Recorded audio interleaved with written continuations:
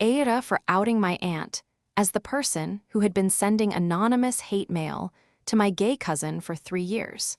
My cousin Jamie came out as gay at 22.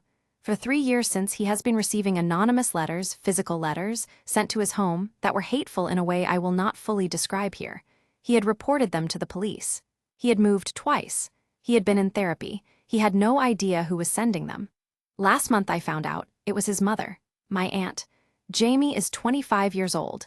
He is one of my favorite people. He has a warmth and a sharpness that I have loved since we were children, and his coming out at 22 was the least surprising thing that had ever happened to our family, except, apparently, to his mother.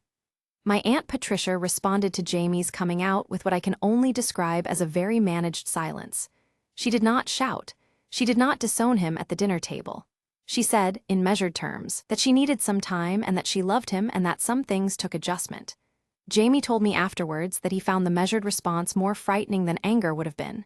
He was right to be frightened. The first letter arrived 3 months after he came out.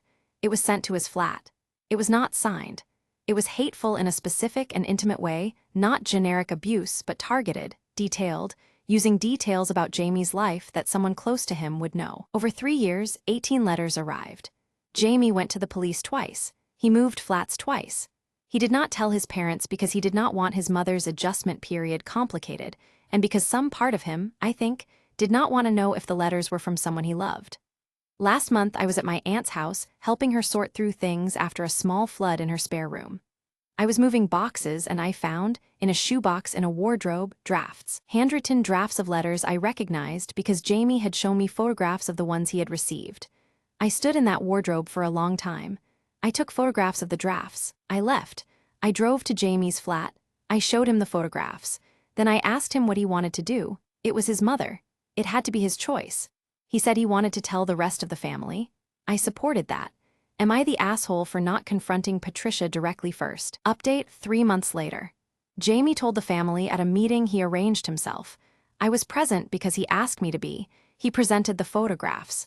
He explained the 3 years of letters, the 2 police reports, the 2 moves, the therapy. Patricia denied it for the first hour.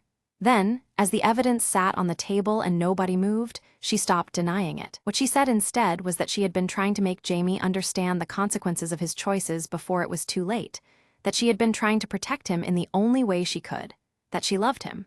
Jamie's response to this was one of the most controlled things I have ever witnessed another human being do. He said, "You made me move house twice. I reported the letters to the police.